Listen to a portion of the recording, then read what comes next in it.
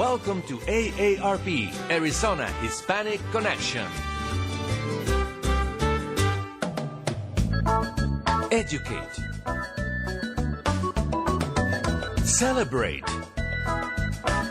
Connect.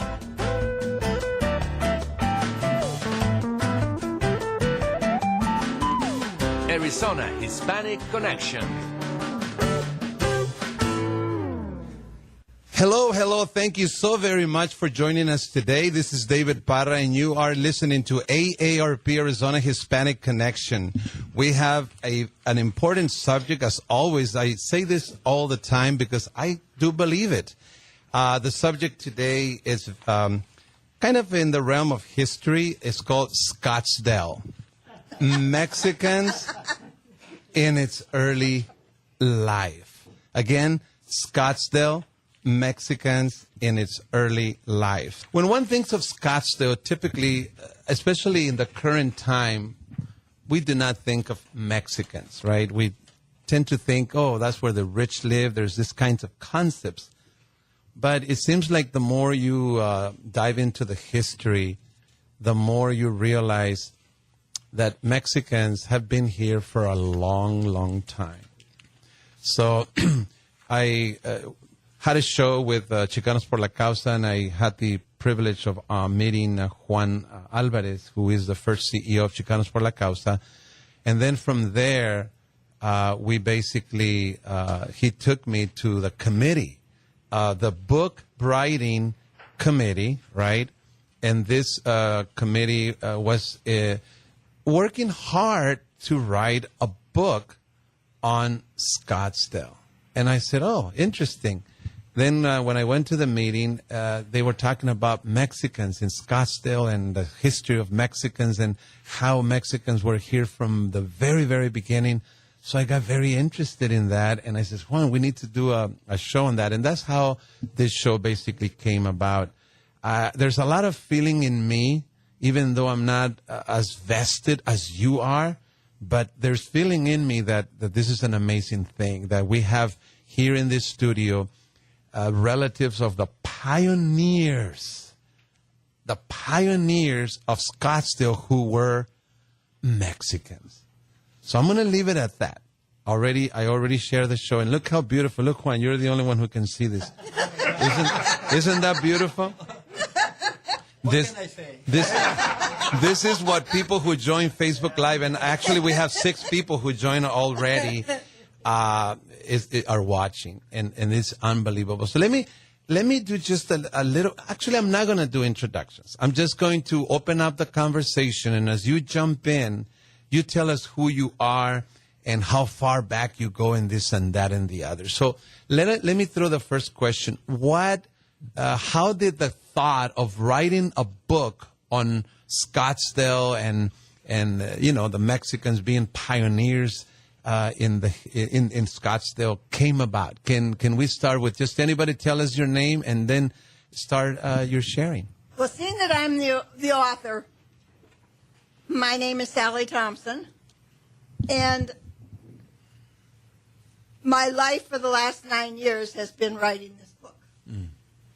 And I got into it because I volunteered at the little Adobe mission in Old Scottsdale, the oldest Catholic parish in the valley.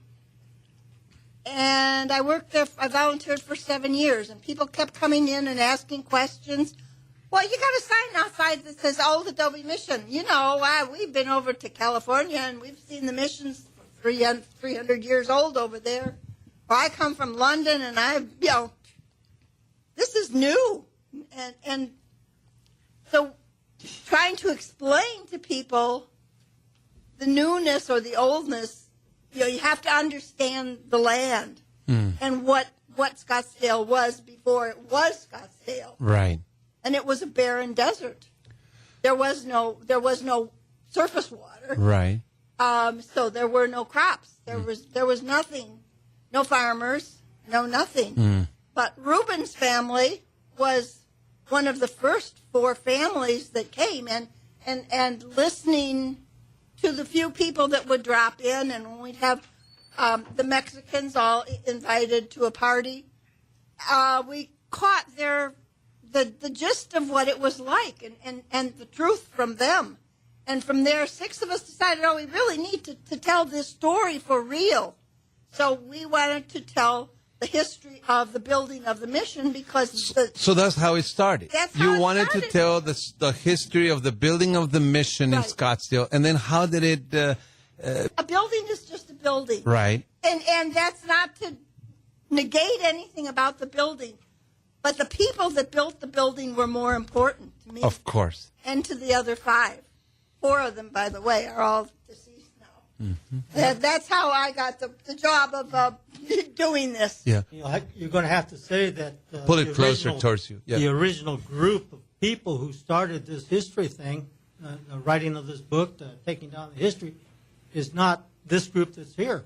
Many of them have moved on in their life, and Sally is the sole survivor, so to say. So those people who passed, they were involved, again, in trying to write the book about the mission? Writing the book, doing the research.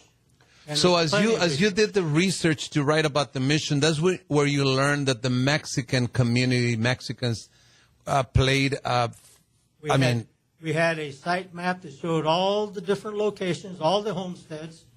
We had research done for the wills, the death certificates, everything relating to the Mexican community. And our main researcher has passed on, but we still have a trove of information that she left for us. Okay, let me just so that before we finish this first segment, everybody kind of shares something. Let's start with you and just tell us what this book means to you. Yes, thank you. Your name? Yeah. My name is Robert Leyva, and my father and my grandmother are from Scottsdale. You know, they grew up there, and therefore I am one of the children that visited my grandmother there in Scottsdale, which was a really enjoying place, and there's a lot of the community there, our other cousins and family members.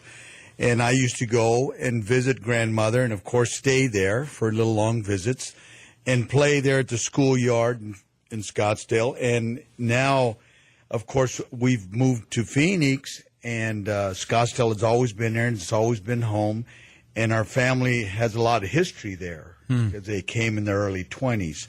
So, therefore, it's a great honor for me to be here and also even have been learning through these folks that are presently here at the table today of all the information and more information than I ever believed to hear. Right. And so that's an honor for me. Hello, my name is Raquel Leyva. I'm Robert's sister. And as Robert said, we were always going to Scottsdale, probably weekly, to go see our grandmother, our Nana, and got to meet with our cousins and a lot of the friends that they had and played with in the empty lot, which is now, I think, the Civic Center, and right next to the Red Schoolhouse. This means a lot for me. I think it's very important that people know about the history of Scottsdale and how important the people, the pioneers that came and lived through the desert, barren desert, and all the work that had to be done to make it livable. And my grandmother, Leyva, was, along with 2 tias, came, and my dad was brought over as a very young child, and so they grew up there, basically. They came from a mining town in Sonora, Cananea, and I used to tell teachers and friends that my father was from Canada, because I heard Canada. I didn't hear Cananea. But, it was that kind of a setting. We learned a lot from my mother, and she had wonderful stories about her father and the Howdies. And then we learned a lot about how important her father was in the community, a sagacious, very religious man that people would come to for translations of letters or to come say the rosary. since there was no church there then. But all these people got together, obviously, and built the little Scottsdale mission, which is still there. Let me go to Juan, and briefly, Juan, because look at that clock. We have to go and break at 1:15. But just briefly, what does this mean to you? I don't know how deep in the process you got involved, but I mean, just telling the story of Mexicans in Scottsdale, to me, it's amazing. It really is. I am totally humbled by the group. They have accepted me as one of their brothers, and looking from the outside in, they're privileged with having information, giving their testimony to the formation of this book, because they're verified by research, did research, and then all of a sudden they're beginning to look at the research and correct some of the things that they lived, and they're celebrating with me, and I'm totally amazed and honored to have this kind of privilege. Great. We have to go on our break. First break. I asked, at what point in history did the Mexican community in Scottsdale begin to pretty much be overshadowed? And I was told that when the development, the new investments came on board, to the city, gradually the pretty much, I don't know if somebody used the word wiped out or something, but it tends to happen. Stay tuned. You're listening to AARP, Arizona Hispanic Connection. The show today is Scottsdale, Mexicans in its early life. We'll be right back. Welcome to AARP, Arizona Hispanic Connection. Educate. Celebrate. Connect.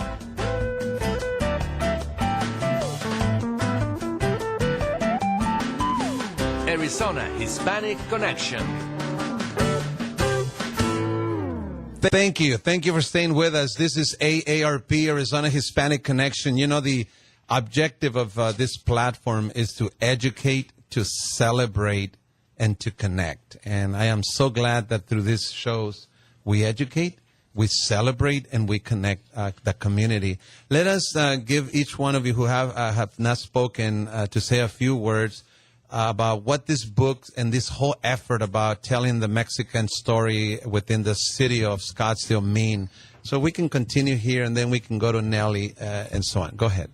Hello, my name is Ruben Gardella, and I'm a sixth generation of the Gardella family in Scottsdale. My great somewhat back grandfather was one of the founders of the four families.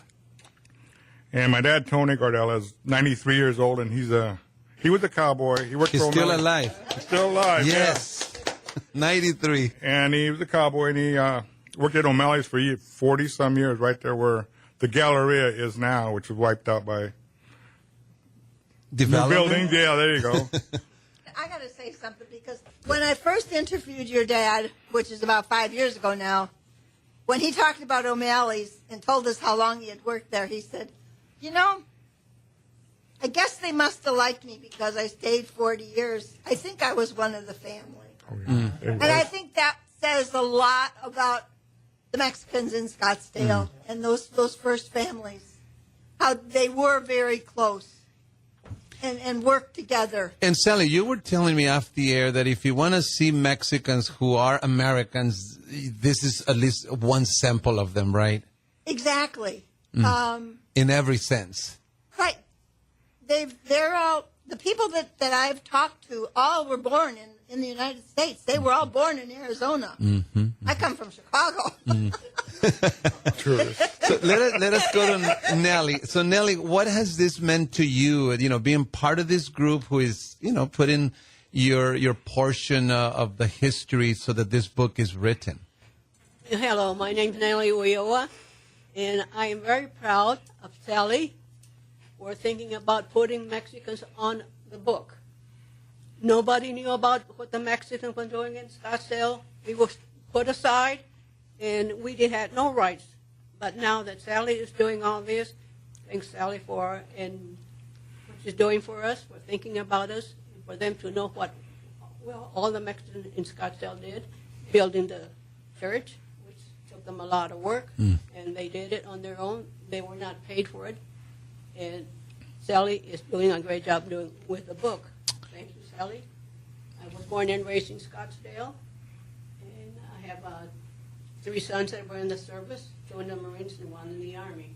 Wow. And I had 3 brothers, 2 brothers in the Navy and 1 in the Marine, and they all served. Mm-hmm. So I'm real proud of what Sally is doing. Thank you, Sally. Without Sally, nobody would have known what this book is all about or what the Mexican did in Scottsdale.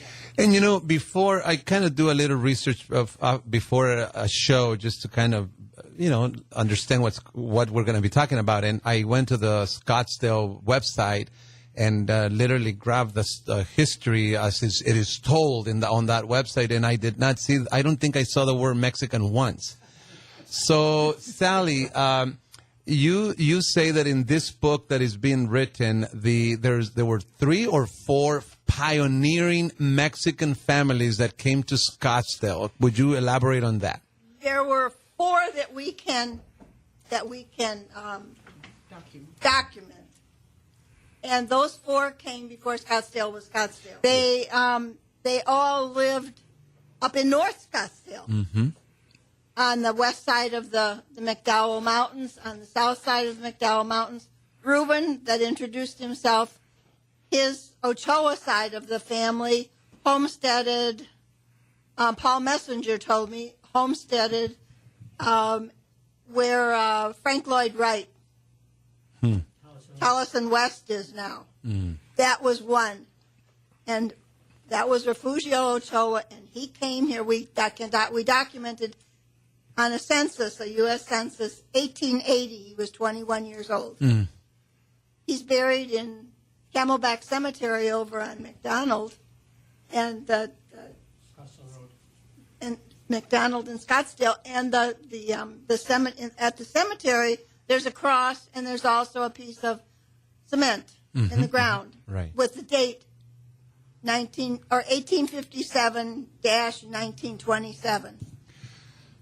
That tells us that he was here before they put in the canal, before anything was done, any land was being transferred in Scottsdale. Just a little bit on why were these families moving to the Scottsdale area? What was the circumstances then?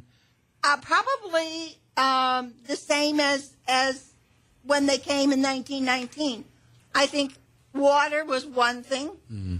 The Indians, the Apaches, were at war. That's why we had Fort McDowell there. And they didn't live on the fort, but they lived around the fort. There were the Ochoas, the Gardeas, the Demerbys, and the Brions. Brions, is that Brion?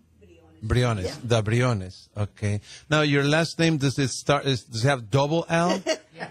Depends who's taking it down. It's Gardea. So Gardela. Yeah, Gardea. Gardea or Gardela. Gardella, G-A-R, because it was partly Italian. No, since you're talking, so you're saying that your family is one of those pioneering families. 3 of them. Can you elaborate just the feeling that Well, I didn't find out till I got with this group. I'm the newest guy here, probably. Okay. And my dad was with the group. Okay. But he chickened out, I guess. But he hoped he hears this. But anyways. I would like to meet him. Oh, everybody does. Yeah. You don't have enough time. Okay. No, but I found out through Sally that all his family went back. I knew about the cemetery being there. My dad told me about the cemetery being there. But tell us a little bit about the cemetery. What about it? It's where all the people that didn't have money were buried there. One of our members actually dug a grave for a lady there. So could you say it was more for Mexicans? Oh, yeah. Or not? Yeah, it had to be. Go ahead. Yeah. Well, I'd like to say that little cemetery there on McDonald Drive has 33, I believe, Mexican names out there. And there's some foreign names there too. But at this time, St. Francis Cemetery was just beginning. It's kind of far away from Scottsdale. So a lot of people that did die in Scottsdale were transferred, by carriage or on the shoulders to the gravesite there at Camelback Cemetery. My brother Ernesto, he helped dig a couple of the graves there. Cruz Medina helped dig some of the graves there. So very hard ground. You can go there and see the cemetery now, and it is a pioneer cemetery in certain aspects. And Nellie Ulloa is at the table. And Nellie, do you want to tell them how important this cemetery is to you? Well, the cemetery is very important to me because I have 2 children there, a son and a daughter. And I do everything that I could. When I was with the American Legion, we used to go over there and raise the flags for the veterans and put the wreath on there. But my 2 children are there. Amazing. Yeah. So, Sally, the matter of what the Mexican families did with the mission, can you elaborate about the labor, the adobe that was required to build the mission and all that? Well, as Jay said before, before we got on air, 14,000 adobe bricks were built. They each one weighed 50 pounds. 14,000. 14,000. What they didn't use in the church, because that's one of the things that we get conflicting stories on how many bricks. And an architect said no, they couldn't have put that many bricks in there. But what they used those bricks that they had made to build the adobe homes for the Mexicans that were there. When we talk about Mexicans, there were only about 35 families in total. Mexicans or total?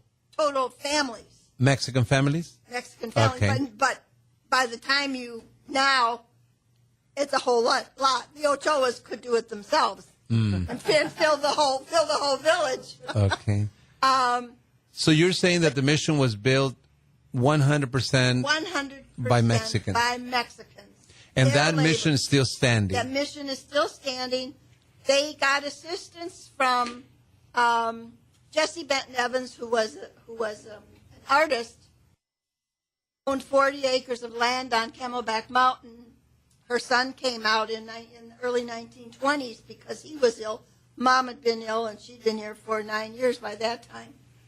And after he got part of her land, he built the Jokaki Inn with the assistance of the Mexicans that lived in the community at that time.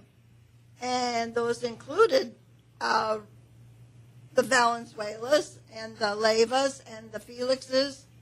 Then they all knew one. They were everybody knew everybody else. Jay, what were some of the labor or work that Mexicans were engaged in those days? Okay, back then, a lot of the Mexican labor was brought down to Scottsdale to help the farmers who were growing cotton or whatever else they were doing. You know, so the cattle, the ranches, and whatever. So, like Reuben's grandfather was a big cattleman, cowboy. You know, and Reuben's dad was a cowboy. My dad was more of a adobe craftsman, artist, sculptor, trying to work that way, but he did go out and pick cotton or run the hay bales or whatever, you know. And a lot of the other families, they did what they could. And when the idea of doing the church, the mission, they had this need that they all volunteered. Everybody came in, did what they could do. We had people do stuff that they'd never done before, like Herrera.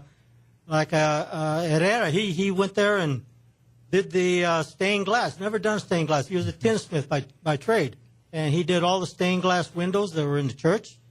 My uncles went out to the river bottoms, collected the sand to bring over for the mortar that they used. A lot of the materials there was donated by whoever's. Money was collected by everybody who was there. You know, and it's they had. You got to remember too that a lot of this was during Depression time too. Right. So money was very, very, very low in the pockets of people. So they really watched what they were doing. We have to go on our second break, but I want to steal 30 seconds.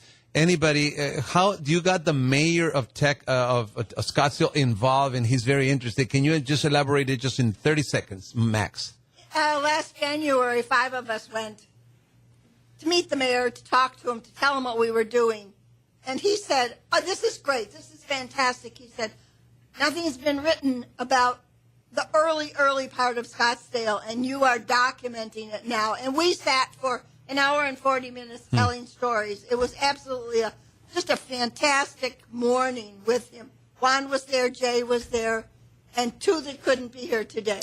Perfect. Anything? Well, I want to say the mayor said he was very sorry.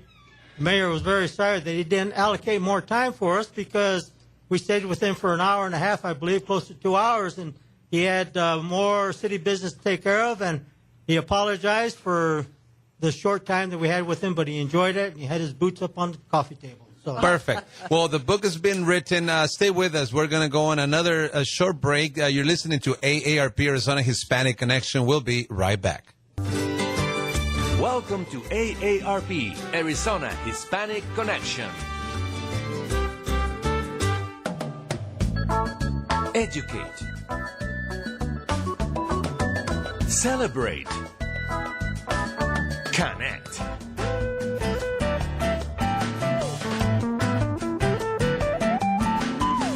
Arizona Hispanic Connection. Thank you for staying with us. This is AARP Arizona Hispanic Connection. The subject today is Scottsdale, Mexicans in its early life. So let's continue to speak about the life of the pioneering families. Obviously, they were hard workers. I mean, that's a given. They were very devoted to religious, if you will. Can we elaborate that? And then if we can move also to education, how was the experience of education? And then we're going to be moving to service, veterans. Go ahead. Yes. I think one of the things that we learned, Robert and I, from our parents was that the people in Scottsdale, and we would hear these stories about how they really were looking to continue their faith. They were very religious, very devout, and they would walk to Tempe to go to Mass, from time to time. Wow. And there were roving priests, if you will. They shared priests because there wasn't an assigned pastor in Scottsdale. There was no church. So they were very devout. They made sure that they would share that opportunity every evening at my mother's house. And they would say the rosary because my grandfather was the one that led the rosary. Like I said earlier, he was a sagacious man, very well schooled, and he knew that people wanted to continue this. And I think that's really what inspired and motivated people. They wanted a place to actually worship and hopefully get their own pastor at one point. So they worked very hard for this mission church. Some of the priests that would come to Scottsdale to give services, where's it going to be? A lot of the people would volunteer their homes for the services, to go out there, collect the flowers or whatever for the decoration of the house for the services. Some of the priests that did come to give Mass were Filipinos and the Filipino priests, and a lot of them saw that the Mexican community was in need of a church. They could feel it, and they suggested to a lot of the community there, says, think about making a church for yourself, because how often would a priest want to come from Phoenix or Tempe, either walking or on horseback or however they did it, and the people in the town, not everybody had a car. So it was footwork. So, and the idea of building a church was put in by, I believe, by the Filipino priests. Education, how, were there schools? Were they going to school? Was education important to Latinos? To the Mexican communities there? I think education was really important. Jay's father was one of the original families that came in 1919. A group of families came from Cananea and settled and pitched tents, or the tents were pitched for them on 2nd Street. And they had the Little Red Schoolhouse was already built, and they went to school there. Jay's dad was 12 years old when he came, according to the book that he wrote. Jay can talk about that in a minute. But he said he went through grammar school and started in high school, but then he realized that he needed to go to work because he learned about all that he could learn at that point. He could speak English. He could do what he needed to do, and he needed to get on with his life. Mm-hmm. And I think that's no different than my father. My father stopped school when he was a freshman in high school because his father died and he had to go to work. Right. So people look down sometimes on people that didn't finish school or didn't go to school, and that's a wrong attitude. I firmly believe that, because my grandfather went to third grade and said, I could have made myself something if I would have finished school. Right. But there was no school for him. And yet he had 2 patents done with the United States patent. If I could add something, my mother and her best friend Dolores Burrell, were the first 2 Mexicans to graduate from Scottsdale High School. And, their families, my mother was the last in her family, so the brothers made sure that she always went to school, always had the clothes that she needed, and the same thing with her best friend. So they were very, very proud, and we were, as children. I remember when she got a letter saying we're having a 50th year reunion, you can come to a luncheon and that kind of thing. And Dolores and my mother were going, oh no, we can't go. We don't have the right clothes, and so on and so forth. And of course, we all said, you're going. And she was so happy that she went. And they did a newspaper article. I was teaching at the time, and people brought me the newspaper article. Did you know your mother was in the article? I think all of us were very proud, and our parents were very proud of making sure that we were all educated, because that was the way you succeeded, by having an education.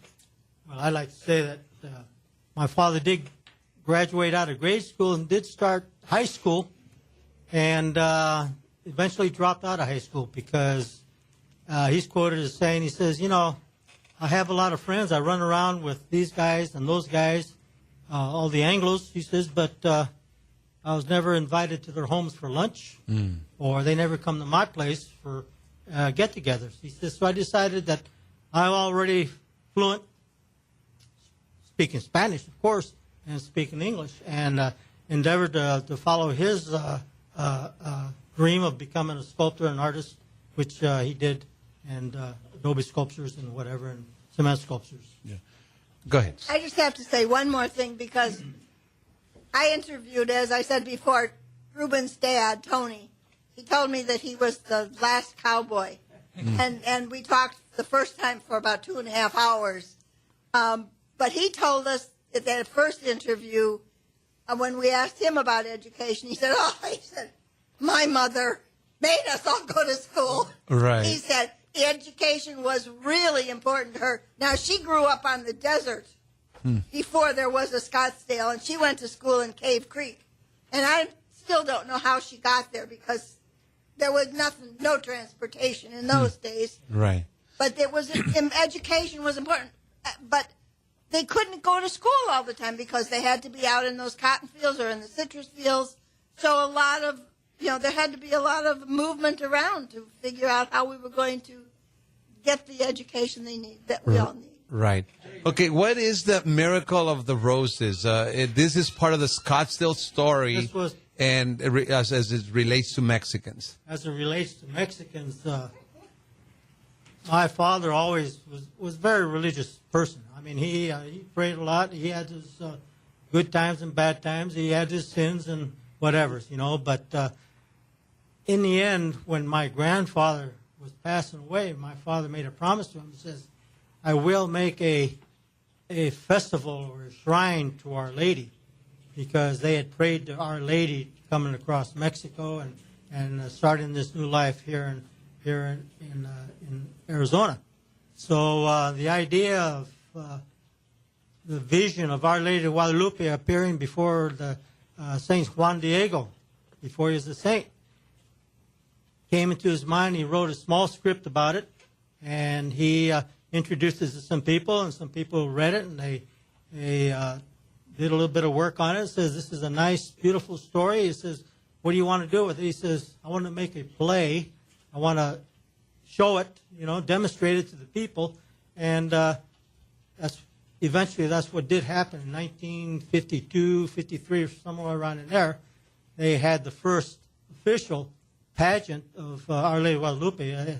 Ed Medina and Cruz Medina and most of the my uncles and other people there, the Leyvas, everybody contributed to their part in this play, this reenactment of the vision of Our Lady of Guadalupe. And it was an event that brought international acclaim for some years because we had people from all over wanting to know where it was. And at its high time, it had close to 5,000 people coming to see it right on the front of the old Adobe Mission, and then the procession going to Scottsdale High, which was still in existence, and doing some of the reenactment up there on the stages, and they had it for 7 consecutive years, I believe, or 6 consecutive years, and then they brought it back a 7th time, and now they do a smaller, lower scale version of it, and which will be December 8th. This year, put a plug in, December 8th this year at the old Adobe Mission in Scottsdale. Just and Juan, please let me know, signal me when you want to say something because I have to make sure everybody says. You were saying about isolation, that they kept you particularly isolated. Can you elaborate just briefly on that story? The isolation was my father himself. He met up with a lot of Anglos. He had friends in schools and whatever, and one particular story of his was wanting to ask a certain Anglo girl out to the school dance, and working up his nerve, he did ask her, and she says, "Well, let me think about it." And she came back saying no, that she didn't think that she could do it because her father was a very, very, very big Texan, and he remembered the Alamo. Okay. And that was kind of like the turning signal for my father, who decided, well, I have better endeavors to do. I'm going to go out and make myself a statue or something, carver. He was also a master carver with wood and whatever. So what happened? So you became isolated from who? And myself, well, my parents separated, so I was isolated from most of the Mexican community there because of family politics. Divorces get very, very tragic and very political and very nasty, and you don't associate with that side of the family, which I honored my mother by doing that. Right. So. Now, the restaurant. And the restaurant, Los Olivos Mexican Patio in Scottsdale, that's a family restaurant, belongs my father, my uncles, all of the family got together, built that, and it's run now by my cousins. Thank you. We have to do... go ahead, Sally. Go ahead. I just have to tell you, and Jay's wife's been there for almost 40 years working. Great, great. All right, let's go to our last break, and when we come back, we'll wrap it up. And this is a very important conversation. Again, we have to make sure people know that a book is pretty much done, and the final touches are being done, and it'll be published. For those that want to know deeper what we're talking about here, stay tuned. Stay with us. We'll be right back. This is AARP, Arizona Hispanic Connection. Welcome to AARP, Arizona Hispanic Connection. Educate. Celebrate. Connect.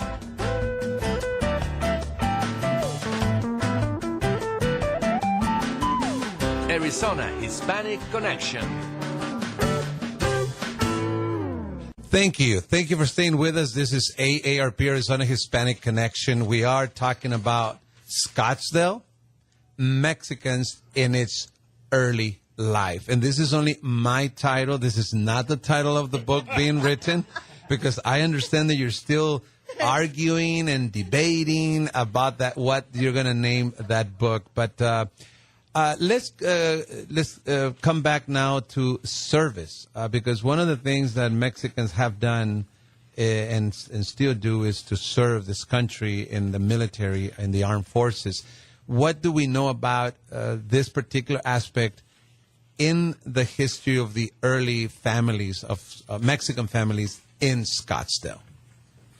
It's me again. I'm Ruben. I have two uncles that served in World War I, Uncle Mariano and Vicente. I got a lot of uncles, and I'm sure a lot of people do, that had World War II families. Some didn't come back, some came back, like my dad said. Some didn't come back. Korean War was a forgotten war. A lot of people forgot about. They got shamed, I guess, into it, you know. But there are a lot of people that went in that war too that not many people talk about. And I was in the Navy for 4 years, so I know. I've heard. You know, I was an aircraft carrier for 2 years, and I enjoyed that. But when we came back, we got kind of bombed out because Nellie knows she had 2 sons, Marines. Jay was in the Coast Guard. He didn't bring that up either, did he? Yeah. And their uncles, you know, everybody's related to somebody that knew somebody in the service, either here or there, wherever. They all served, and we go back quite a long ways. Yeah, you want to say a little bit?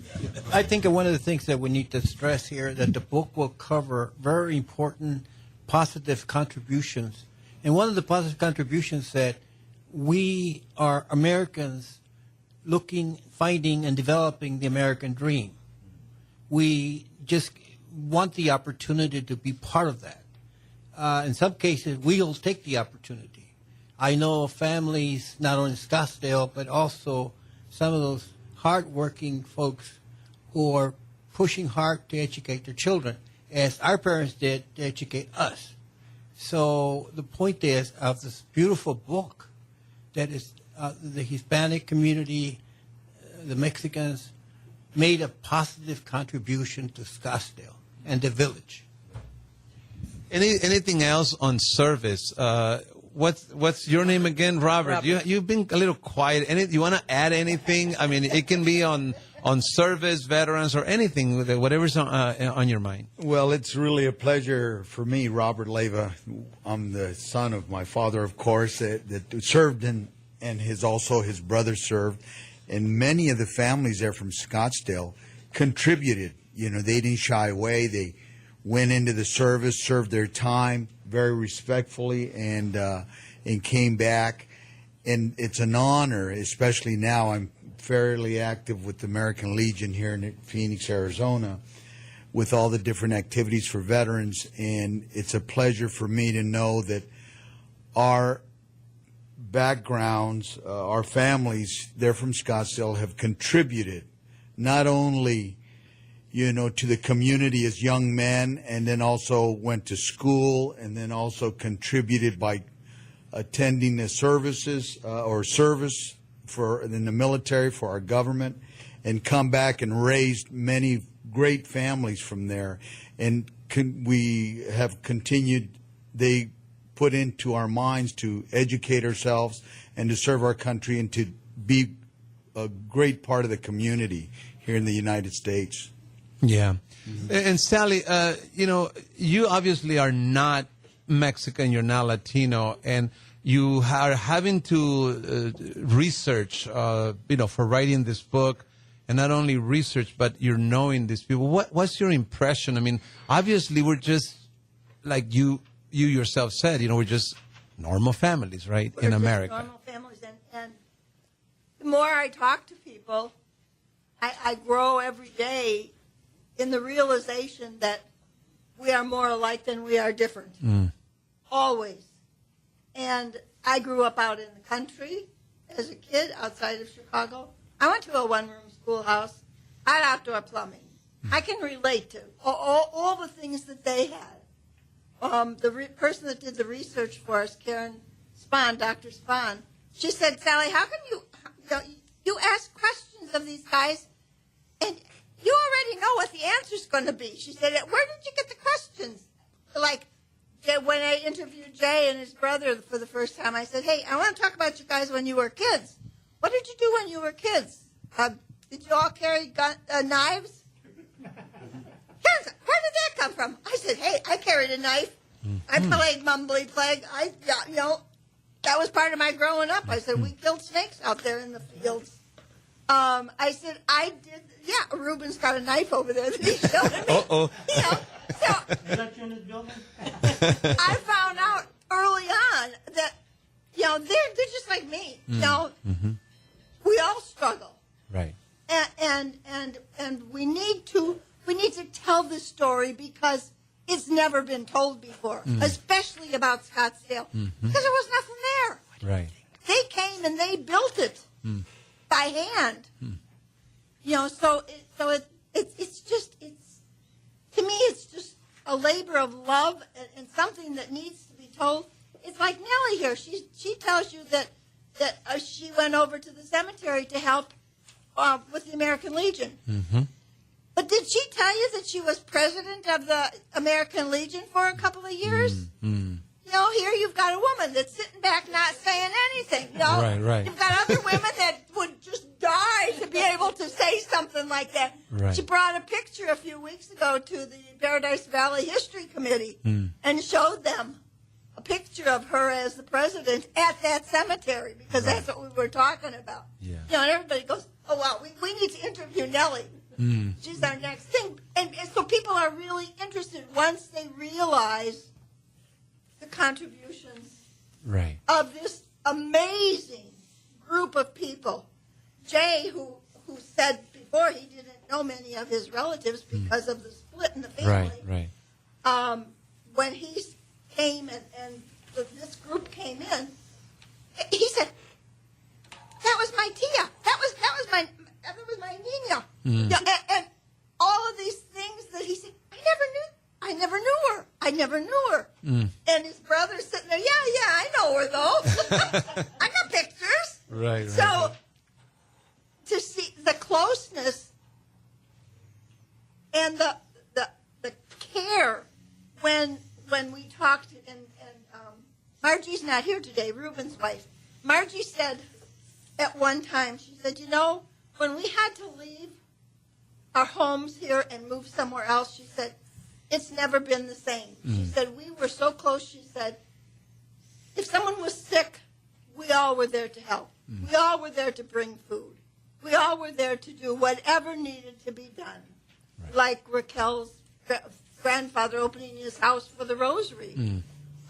This is a caring, loving community that needs to be recognized.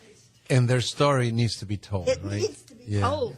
On what Sally was saying here, you know, you go to Scottsdale now and you walk through the areas in Old Town, the Civic Center, the libraries, whatever. You don't realize that there used to be a Mexican community throughout. You know, I mean, it was gigantic, and the music was played every night by the elders, and stuff that you don't hear through the concrete and the library and the Civic Center and whatever. You know, I believe the restaurant Los Olivos and the blacksmith shop and Cavalier blacksmith shop, and I'm trying to think just how many of the old buildings in that one particular corner are still there, and the old Adobe Mission. Sure. And some of the storefronts in downtown Scottsdale are still there, but they've gone through all kinds of name changes and whatever. You know, so it's, The old corral. and the old corral, you know. Mexican Import's still there. Yeah. Real quick about your dad wrote a book, correct? Right. Just briefly, Right. tell us a little bit about that. All right, the book. Hold it up. Well, I don't know So the camera can see it. if anybody can see it, but it's a book that's very hard to find these days, and it's called Caro Amigo. Caro Dear Friend. Amigo. Caro Amigo. It's the autobiography of Jesus Corral, and he writes about the vision he had for a life doing art, whatever. You know, his brothers, father, grandfathers, all were miners, and the mother decided to move out after a series of mine collapses here and there and whatever, and plus the revolution, and so anyway, his idea of going to America was something that was going to be, the United States was something that was going to be very phenomenal in his life, because he admired what he saw in machinery inventions and whatever. My grandmother on my mother's side, well, they came to Phoenix, Scottsdale area because of bad guys, rustlers and killers and desperados and whatever, So their idea of coming to the United States was to get away from that, but all of it, both families had the opportunity to come up and work. That was the main thing, and they were paid, to come up to work. They were given their license to come up to work, and they were given their citizenship. My mother was 80 years old when she became a citizen. Wow. I told her, I said, you better get it done before they deport you. Don't know about this president we got. This is some years back, so I'm not going to name the president. Right. But anyway, it's one of those things. We just have a couple minutes. I'm just going to leave it open for final thoughts. Anybody, anything that we didn't cover, or just your feelings, the book, anything. We have a couple minutes. The book is truly a representation of the history, very legitimate, very well researched, very well prepared. It's a love of pioneers, of love of those folks who came from south, north, and brought the religion with them that met in Scottsdale. I would summarize by saying 2 countries, 2 cultures, 1 family. And the family of Scottsdale, whether you're Hispano or non-Hispano, it's a family.